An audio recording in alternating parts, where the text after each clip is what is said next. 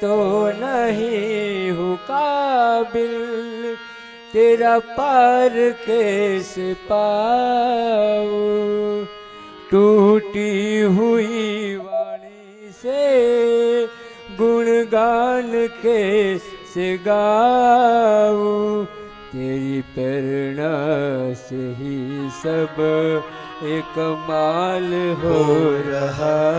भगवान ने प्रार्थना करी आ तारी करुणा ना कारणे, तारी कृपा ना कारणे, हे कृपा सिंधु। એનો ભરોસો હોય, એનો વિશ્વાસ હોય તો આપણે તરી શકીએ. હાવ દેશી વાયકામાં લઈ જાઓ, આપણે હિન્દી છોડી દો. તમને કદાચ બધાને પ્રસંગની ખબર હશે. આ ભરોસો અને વિશ્વાસની વાત કરું છું. આ કથા એ બધાને ખબર છે.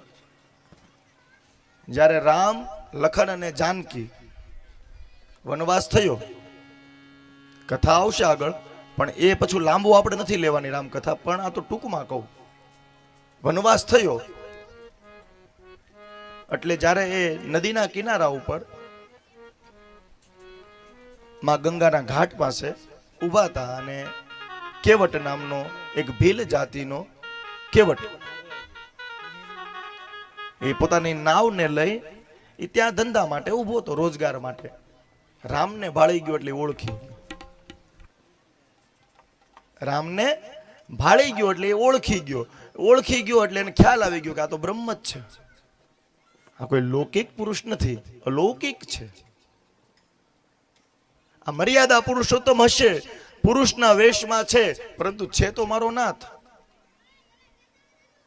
આ હિન્દી કદાચ ન સમજાય એટલે ગુજરાતીમાં લઈ જાઓ, અને આ તો બધાને સમજાય જ. જો ન સમજાય ને તો પછી મને કહેજો, કાલથી હું ઘેરે બેહું શિવ પુરાણ લઈ. મેં તો કીધું ને હું કડક છું થોડો, કારણ કે કુંભાર છું, મારે માટલા વેચવાના છે, બરોબર ને. એટલે એ રામને, લખનને, જાનકીને ભાળી ગયો એટલે એ કેવટ રામને કહે કે બોલો ક્યાં જવું છે? તો કે ભાઈ નદી પાર ઉતારી દે. એટલે એ ભીલ જાતિનો કેવટ એ રામને એમ કહે કે રામ, હે રાજન, હે નરેશ, હે રાજકુમાર, તમને પાર તો ઉતારી દઉં, પણ મેં તમારો જૂનો ઇતિહાસ તમારો બહુ ખરાબ છે. સાંભળજો, તમારો ઇતિહાસ બહુ ખરાબ છે. કેવો કે તમે છે ને જ્યારે તમારા ભાઈની હારે જ્યારે તમે વનની અંદર વિચરણ કરતા હતા ને તમારા ગુરુની સાથે, વિશ્વામિત્રની સાથે, ત્યારે તમે એક વચ્ચે સહલ્યા એટલે કે પાષાણની એક શિલા એ આવી અને તમારું પગનું ઠેબું લાગી ગયું ને એટલે નારી થઈ ગઈ હતી. આવો તમારો ઇતિહાસ છે. તમને હું પાર તો ઉતારી દઉં, મારી નાવમાં બેસાડી તો દઉં, પણ તમારું પગની ઠેસ લાગીને પાણામાંથી નારી, સહલ્યામાંથી અહલ્યા થઈ ગયા.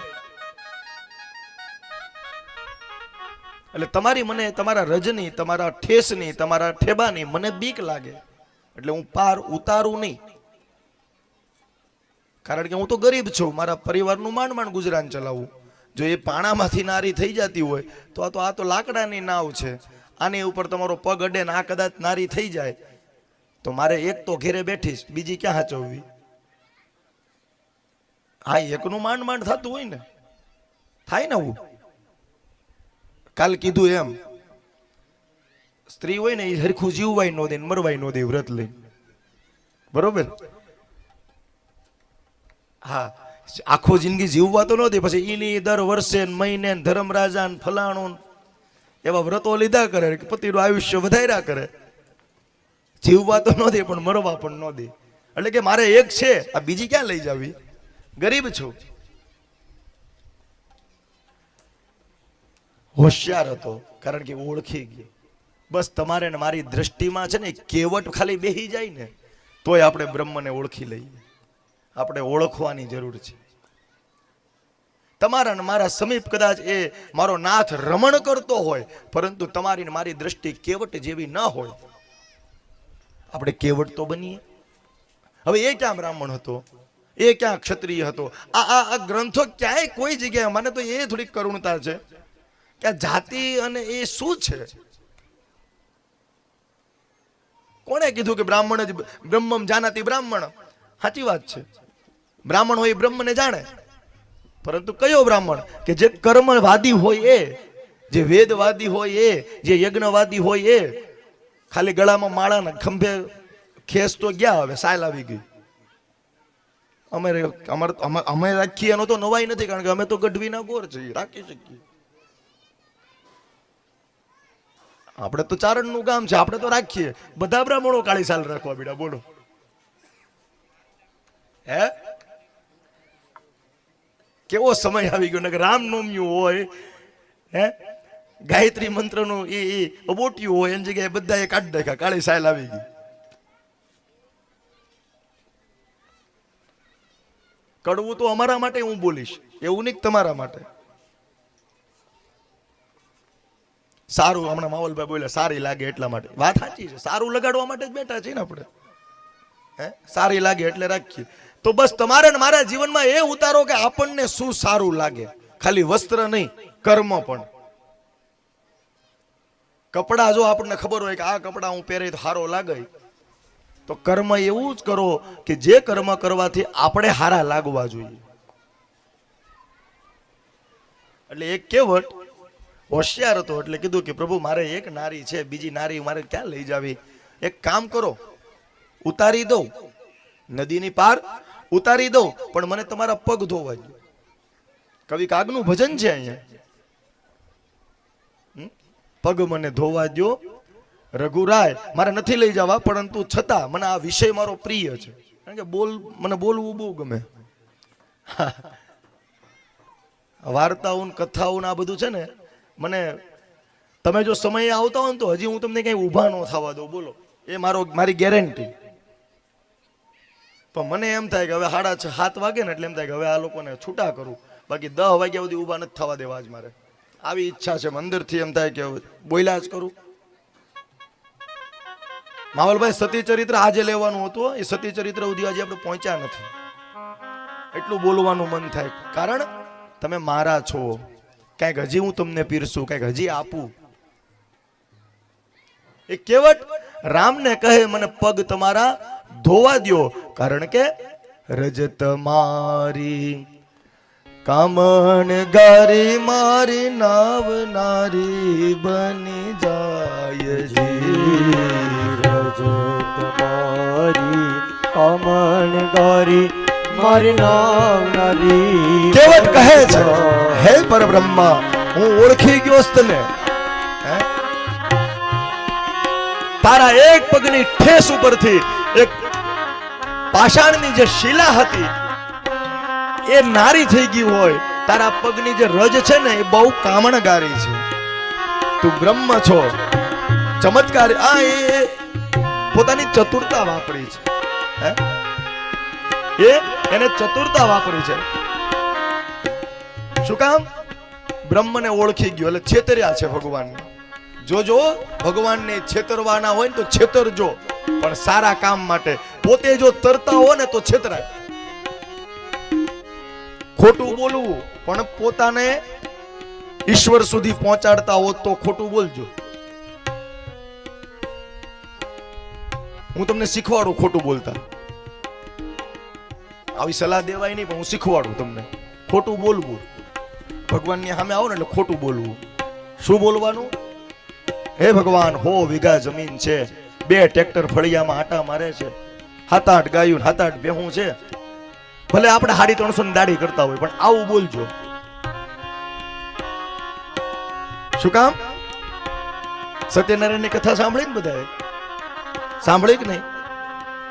એમાં સાધુ નામનો વાણિયાને પૂછવા આવે ભગવાન નારાયણ, એક દંડી મુનિનું રૂપ લઈને. સન્યાસી સ્વરૂપે ભગવાન નારાયણ આવે ને વાણિયાની પરીક્ષા લે કે હે વાણિયા, તારા વાણની અંદર શું છે જણાવ. આ કથા તો બધાને ખબર છે ને. સાધુ નામનો વાણિયો મોઢે થઈ ગયો, બોલો બધા. હે સાધુ નામના વાણિયા, તારા વાહનની અંદર શું છે જણાવ. એટલે સાધુ નામનો વાણિયો ખોટું બોલે. શું બોલે? કે તમે નક્કી ચોર લાગો છો. મારા વાહણની અંદર વેલા અને પાંદડા છે, બીજું કાંઈ છે. અને કોની આગળ ખોટું બોલ્યો? સત્યની આગળ ખોટું બોલ્યો. એટલે ભગવાન કે તારું વચન સત્ય થાય. બસ આવું ભગવાનની આગળ ખોટું બોલજો એટલે ભગવાન કહી દે કે તમારું વચન સત્ય થાય. પણ તમારી મારી કરુણતા કેવી છે? રડીએ છીએ. જોજો, બહુ ઈશ્વરની સામે રડાય નહીં. ઉદાહરણ આપો. આ માવડિયુંનું ઉદાહરણ છે. 6 મહિના 7 મહિના વર્ષનો દીકરો હોય, તમારું બાળક હોય, એટલે એ બહુ રડતો હોય. એટલે રડતો હોય એટલે તમે શું કરો? એને છાનો રાખો ને. છાનો રાખો. એ છાનો રાખીને પછી એને ખોળામાં લ્યો. છાનો ન રહે એટલે એ રોતો બંધ ન થાય એટલે એને ખોળામાં લઈ. શેમાં લઈ? ખોળામાં લઈ પછી થાબડી કરે. આવું કરો કે નથી કરતા? બધા કહેજો, હાકેડાડો જવાબ તો આપો. ખોળામાં લઈને પછી છાનો રાખે, હાલરડા ગાય, 2 ગીત ગાય. હુલુ લુલુ હાલ્યો ને તારો બાપ ટાલ્યો, આવું ગીત ગાય ને. બાપ તો ટાલ્યો થાય પણ દીકરામાં સંસ્કાર એવા આવશે. આવા ગીત નહીં ગાતા હો. એટલે એને છાનો રાખે. આ થોડોક આનંદની વાત છે, તમને થોડોક આનંદ કરાવતો જવો છે. એટલે છાનો રાખે અને પછી એ દીકરો છાનો ન રહે, એ બાળક છાનું ન રહે. એકનો એક દીકરો હોય કદાચ હાથ ખોટનો, એ છાનો ન રહે. અડધો કલાક પછી માં કંટાળી જાય. શું થાય? કંટાળો આવે કે ન આવે? પછી કંટાળી જાવ એટલે એ રોતું હોય ને બાળક, તોય શું કરશો? આ છોકરું હોય ને એટલે મારા ઘરે થયેલું છે એટલે હું મારા ઘરનું ઉદાહરણ આપું છું. એટલે બાળક રોવે ને બહુ, અડધો કલાક એની માં સાનું રાખે. જો બહુ રોયા કરે એટલે આમ ફેરવીને આમ ધબો મારે અને પછી આમ આમ આમ મૂકી દે સાઈડમાં. રોયા કે આવું કર્યું છે કે નથી કર્યું? આંગળી ઊંચે કરો મારી બાવડિયું.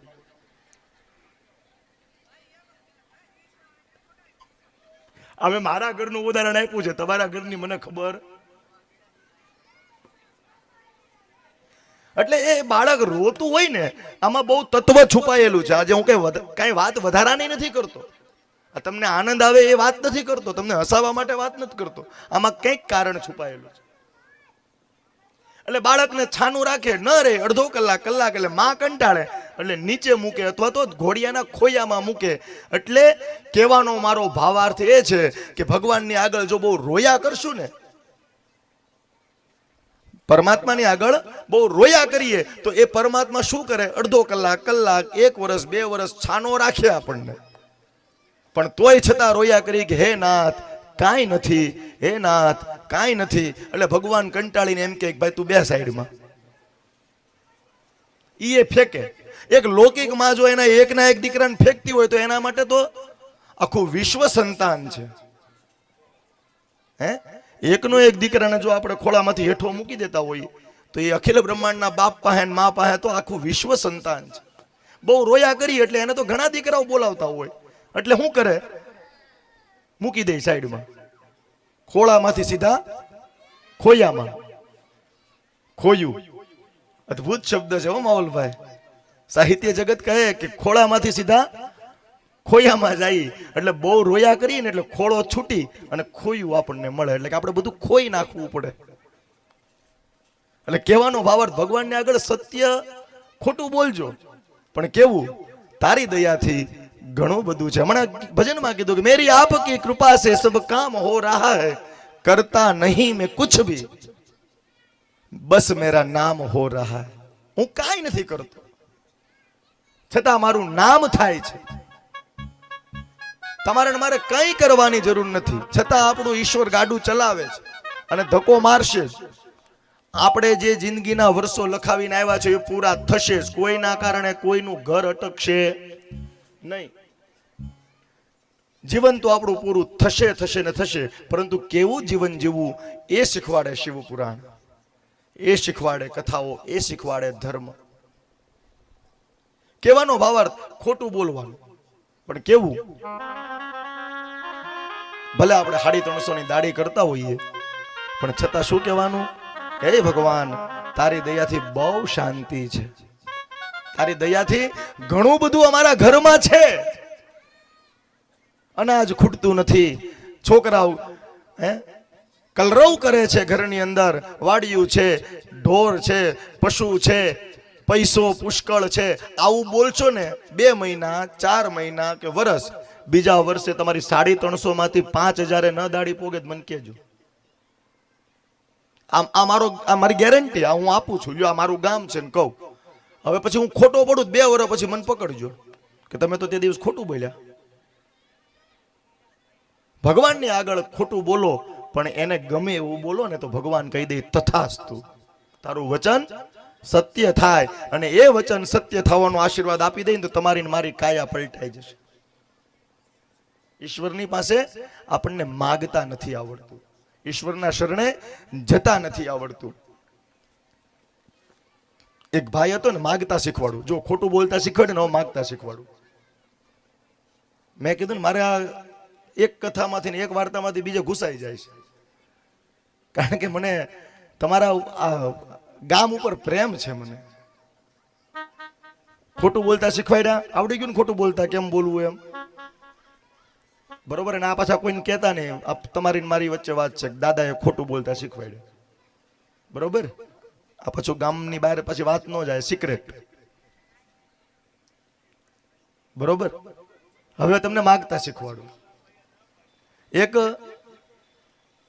ભાઈ હતો, બહુ ગરીબ હતો. 3 દીકરા, 2 દીકરા પરણેલા, 1 દીકરો કુંવારો, પોતે આંધળો હતો. કોઈ સાધુનો એને સંગ થયો. સાધુએ એને એમ કીધું કે તું ભગવાનનું તપ કર, ભગવાન રાજી થશે, તારા ઉપર પ્રસન્ન થશે, કંઈક વરદાન માંગજે અને તારું જીવન સુધરી જશે. એ ભાઈ તપ કરવા બેસી ગયો. વાર્તા બહુ લાંબી, હું ટૂંકમાં તમને કહું છું. એ તપ કરવા બેસી ગયો. થોડોક સમય તપ કર્યું, ભગવાન રાજી થયા, ભગવાન પ્રસન્ન થયા અને કીધું માગ,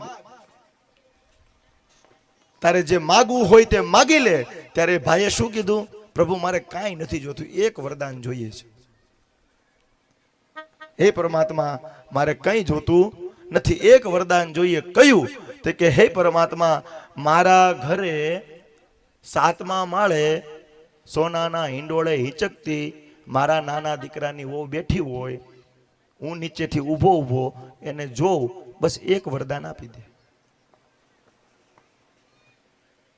સમજાણું કે બંધ કરી દઉં પુરાણ? પોતે ગરીબ હતો એટલે 7 માળનો બંગલો માગી લીધો. એક વરદાનમાં કેટલું માંગ્યું સાંભળજો. પોતે ગરીબ હતો, 7 માળનો બંગલો માગી લીધો. નાનો દીકરો કવારો હતો, એના માટે વહુ માગી લીધી. પોતાના ઘરમાં પૈસા નહોતા એટલે સોનાનો હિંડોળો માંગ્યો છે.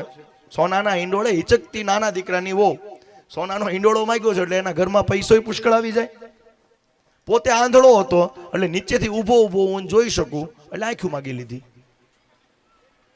એક વરદાનમાં ઈશ્વરની પાસે માગી લીધું છે. માગતા આવડવું જોઈએ. તમારી ને મારી માગવામાં માય કાંગલાય છે.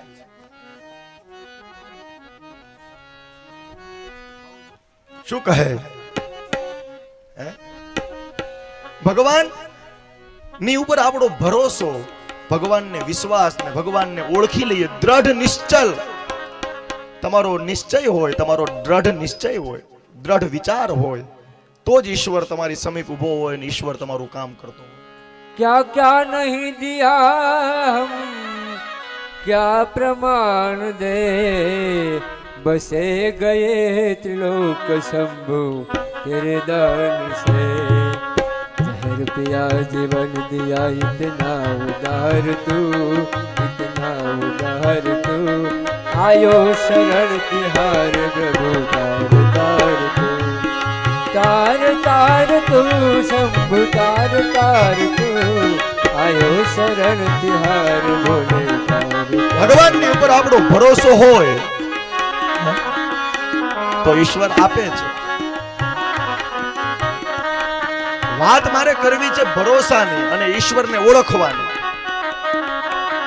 થોડીક બુદ્ધિની વાત કરવી છે, થોડીક ગાંડપણની વાત કરવી છે. કારણ કે ગાંડા હશું તો જ ઈશ્વર મળશે, ગાંડા કાઢશું તો ઈશ્વર મળશે, બહુ ડાયા થશું તો ઈશ્વર નહીં મળે. કપડે ડાઘ ન લાગે એનું આપણે ધ્યાન રાખીએ છીએ, પણ જીવનમાં ડાઘ લાગે એનું તમે હું ધ્યાન નથી રાખતા. શું કહે?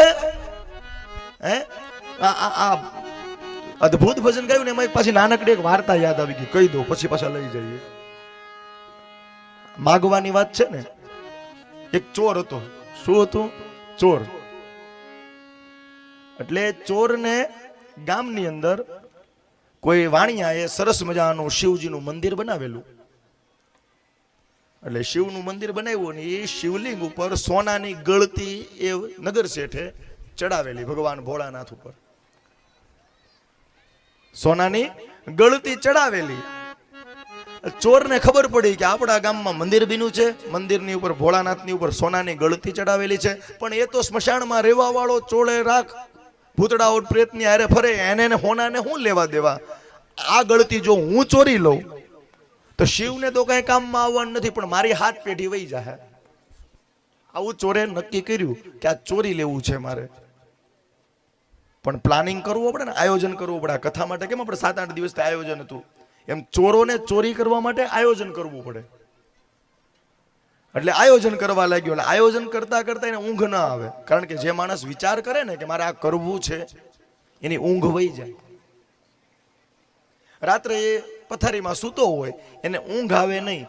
1 રાત 2 રાત 3 રાત પોતાનું આયોજન કરે છે, પ્લાનિંગ કરે કે ચોરી કઈ રીતે કરવા જાવી, આ ગળતી ચોરું કઈ રીતે. 5 રાત સુધી એ ચોર જાગ્યો છે, આંખો ખુલ્લી, અને એ મંદિરના ગળતીને જોવે. ગળતી જોવે એટલે આખું મંદિરે દેખાય, મંદિર દેખાય એટલે શિવલિંગે દેખાય, શિવને જોવે. 5 રાત એ જાગ્યો છે, અને 6ઠી રાતે 4:30 વાગ્યા સવારનો સમય થયો. પ્લાનિંગ કરેલું, આયોજન કરેલું એ પ્રમાણે 4:30 વાગે ઊભો થઈ મંદિરની અંદર દરવાજો તોડ્યો. દરવાજો તોડી અને ગળતી આંબવા ગયો. ગળતી ઊંચી હતી, એનો હાથ ન પહોંચ્યો, ગળતીને આંબી શક્યો નહીં. એટલે એ વિચાર કર્યો કે આ આયોજનમાં નહોતું હારું, આ ગળતી એટલી બધી ઊંચી હતી, આ આયોજનમાં નહોતું. હવે શું કરવું? તો કે આ ગળતી તો હું આવી ગયો છું, મારે ચોરવી તો પડશે. તો કે ટેબલ બાજોટ પાટલો હોય તો એની માથે ચડીને જોવું, તો જોયું તો ચારે ફરતી કઈ નહોતું. તો એને શું દેખાણું? શિવલિંગ દેખાણું. શિવલિંગની માથે પગ મૂક્યો. શિવલિંગની માથે પગ મૂકી અને ગળતી ચોરવા ગયો ને એટલે ભગવાન ભોળાનાથે હાથ પકડી લીધો. માગ માગ, તારા ઉપર રાજી થઈ ગયો છે. જોજો, જાણતા અજાણતા ભક્તિ થાય ને તોય મારો મહાદેવ રાજી થાય. ભોળિયોનાથ રાજી થયો, પ્રસન્ન થયો કે માગી લે, તારે શું જોઈએ છે, તારા ઉપર રાજી થયો છું. એટલે ઓલો જે મંદિરનો પૂજારી હતો ને, એ સવારમાં પોરમાં આવી ગયેલો પૂજા કરવા. એને નવાઈ લાગે કે આ હું આટલા વર્ષથી હું ભગવાનને જળના લોટા ચડાવું છું, સૂકો મેવો ધરાવું છું, ફૂલ ફળાદી મૂકું છું, મારી ઉપર કોઈ દી રાજી થયો નહીં, અને આ ચોર ઉપર રાજી થઈ ગયો. એ જોવે,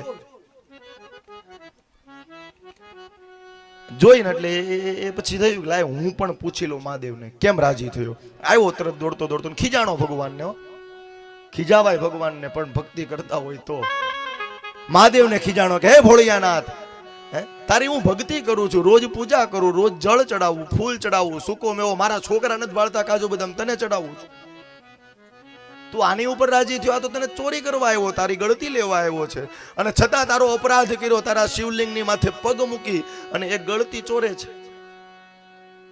એટલે મહાદેવ ત્યારે શું કહે શિવ કે એ તું મને કાજુ ચડાવે, તું મને બદામ ચડાવે, તું મને ફૂલ ચડાવે, જળ ચડાવે, પણ એ તો આખે આખો મારી ઉપર ચડી ગયો છે.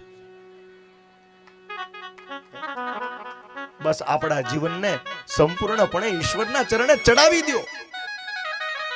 એ આખે આખો ચડી ગયો એટલે હું એના ઉપર રાજી થયો. માગ ચોરને કીધું તોય ચોરે હું માગ્યું. હે મહાદેવ, જો રાજી થયા હોય ને તો મારે આ ગળતી નથી ચોરવી, મને ક્ષમા કરો, પણ મને 4-5 સારા એડ્રેસ આપો. મહાદેવ કે કેમ? સાંભળજો શિવજી, 4-5 સારા મને એડ્રેસ સરનામા આપો જ્યાં બહુ પૈસા હોય. શિવજી કહે કેમ? કે પ્રભુ તું મને આ ગળતી આપે કે અથવા તો તું મને કંઈક વરદાન આપ, તો એ તો મારું માગેલું ગણાય, પણ મારે તો મારા મહેનતનું ખાવું છે. તું મને સરનામા આપ એટલે હું ચોરી કરીને લઈ આવીશ. તારે જો દેવું હોય તો સરનામા દે 5. માગતા આવડવું જોઈએ. તો આજે એક કેવટ, પાછો લઈ જાઓ કેવટ સુધી. કેવટ ભગવાન રામને કે તારા પગ ધોવા દે, કારણ કે તારી રજ છે ને બહુ કામણગારી છે, એ મારી નાવ કદાચ નારી થઈ જાય. હોશિયારીની વાત છે, બ્રહ્મને ઓળખવાની વાત છે. ભગવાન કહે કાંઈ વાંધો નહીં, તું મારા પગ ધોઈ લે. પાછો કેટલો હોશિયાર હતો. આ વાલ્મીકી રામાયણમાં ઉલ્લેખ છે, રામચરિત માનસમાં નથી. આજે હું કથા કરું છું ને જે વાર્તા, એ વાલ્મીકી રામાયણમાં ઉલ્લેખ છે. એ કેવટ બહુ હોશિયાર હતો. એટલે એની વહુને કીધું કે જા એક કામ કરે, આપણા ઝૂંપડામાં એક કાથરોટ પડી છે, એ કાથરોટ લેતી. રામ, જાનકી ને લક્ષ્મણ જોવે છે કે પગ તો એમને ન ધોવાઈ જાય, કાથરોટ કેમ મગાવી? કાથરોટ લેતી હોય. તું કાથરોટ કેવી આવે ખબર છે ને? આપણે બાજરાનો રોટલા કરીએ છીએ ને, કેવી આવે કાથરોટ? ગોળ આવે ને આમ. હે એટલે કાથરોટ એની વહુ લઈને આવી એટલે કીધું ભગવાન આની ઉપર ઉભા રહ્યો. એટલે ભગવાન એની ઉપર કાથરોટની ઉપર જેવા પગ મૂક્યા ને રામે, એટલે કાથરોટ તો નમે, હેઠેથી ગોળ આવે. એટલે કાથરોટ, એની હોશિયારીની વાત કરું છું, એના ગાંડાપણાની વાત કરું છું, એની બુદ્ધિની વાત કરું છું. કારણ કે બુદ્ધિથી પર બ્રહ્મ છે, અને બ્રહ્મને જો પામવું હોય તો બુદ્ધિ, ગાંડાપણું તમે કાઢશો તો ભગવાન મળશે. એટલે કાથરોટ ઉપર ભગવાનને કીધું ઉભા રહ્યો. અને રામ, કારણ કે એને તો નદી પાર કરવી છે, એને જરૂર છે, એટલે કાથરોટ ઉપર પગ દેવા ગયા. એટલે કાથરોટ ગોળ હોય એટલે કાથરોટ ડગી. કાથરોટ ડગી એટલે રામ પડવા જતા હતા, એટલે એ પડે નહીં. એટલે રામે પોતાના 2 હાથ એ કેવટના માથા ઉપર મૂકીને ટેકો લીધો. એ કેવટ કેટલો હોશિયાર કહેવાય. પગે ધોયા અને ભગવાન રામના હાથ પણ એના માથા ઉપર મુકાવી દીધા. એટલે એની વહુ પાસે કાથરોટ મગાવી. અને શું કહે કવિકાર? રજત મારી કામણ ગારી, મારી નાવ નારી થઈ રજત મારી કમળ ગારી, મારી નાવ નારી બની જાય. રજત મારી કામણ ગારી, મારી નાવ નારી થઈ જાય. રજત મારી કમળ ગારી, મારી નાવ નારી બની જાય. તોય મારા રંગ જનની આજીવિકા ટળી જાય. માટે પગ ધોવા દો રઘુરાયજી, ધોવા દો રઘુરાય. પ્રભુ મને શકપ્યો મન માય, માટે પગ ધોવા દો રઘુરાય. એક કેવટ એની બુદ્ધિ વાપરે છે કે હે પરમાત્મા, હે રામ, તું દશરથનો દીકરો તો છો, પરંતુ હું તને ઓળખી ગયો છું. તું લૌકિક નથી, અલૌકિક છો. હે રામ, તારા પગની રજ છે ને બહુ કામણગારી છે. તારા પગની જે રજ છે ને એ કદાચ મારી આ લાકડા રૂપી જે નૌકા છે, મારી આજીવિકા છે, એની ઉપર જો રજ પડી જાય અને આ નારી થઈ ગઈ તો મારી આજીવિકાનું શું? માટે હે રામ, પગ ધોવા દે મને તારા, કારણ કે પગ ધોવાનું પુણ્ય. પાપ કરે પ્રભુ મળે, પાપ કરે દુઃખ ટળે, પાપ કરે સુખ મળે. આવું એક કવિ કહે, પાપ કરે દુઃખ ટળે. પાપ કરવાનું નથી કીધું, પા એટલે પગ, પકડે એટલે પકડવું. પાપ કરે દુઃખ ટળે, પાપ કરે સુખ મળે, इसीलिए पाप करे सब कोई. पा એટલે પગ, પકડે એટલે પકડવું. પગ પકડી લ્યો દુઃખ વયા જાય, પગ પકડી લ્યો સુખ મળે. માટે પગ જ પકડવા, અને એટલા માટે જ પગે લાગવાનો મહિમા છે. એના પગમાં તમે પડી જાઓ અને એના હાથ બે ઊંચા થાય તમારા મસ્તક ઉપર, તમારા શરીર ઉપર, એ પોતાના હાથ દ્વારા જે આશીર્વાદ આપતા હોય, તારું કલ્યાણ થાય, તારું મંગલ થાય. એટલા માટે પગ ધોયા છે, હોશિયાર છે.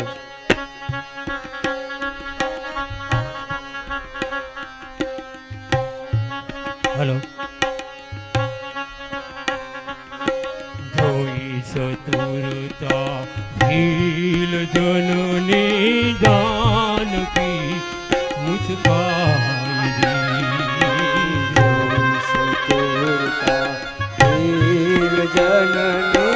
જાનકી મુસ્કાઈ જોઈ સતુરતા ભીલ જનની જાનકી મુસ્કાઈ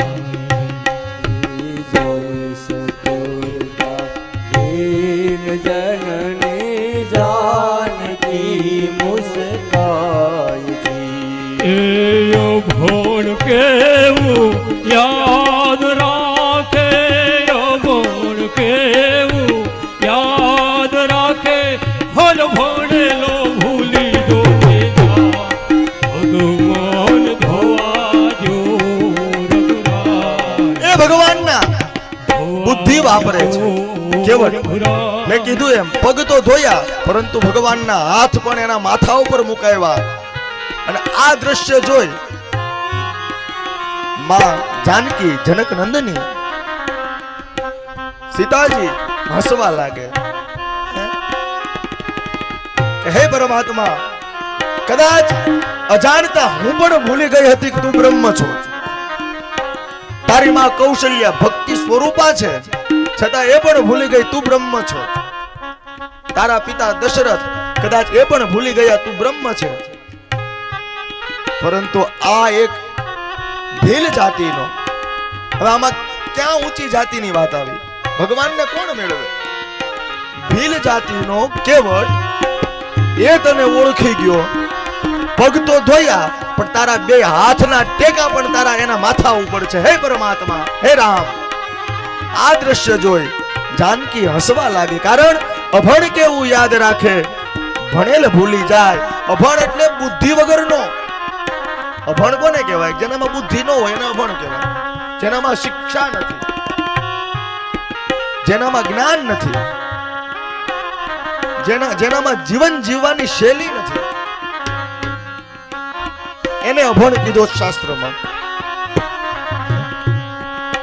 અભણ કેવું યાદ રાખે અને ભણેલ ભૂલી જાય. હે રામ, આ ઓળખી ગયો તું બ્રહ્મ છે. શું કહે કવિ કાગ આગળ? નાવડીમાં આય જાલી શ્રી રામની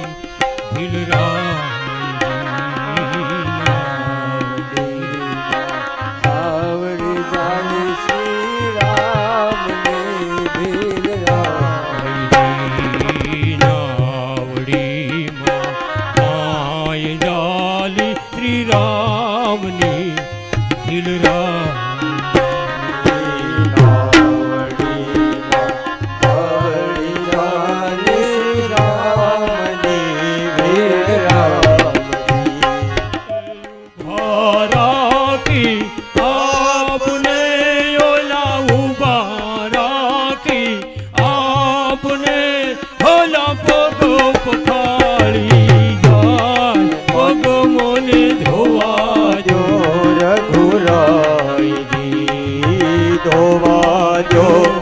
રઘુરાય પ્રભુ મને શકપડો મન મોય, માટે પગ ધોવા દ્યો રઘુરાય. કહેવાનો મારો ભાવાર્થ ને સુર એક જ. ભરોસાની વાત છે. ઓળખી જઈએ આપણે, આપણો વિશ્વાસ હોય, આપણી શ્રદ્ધા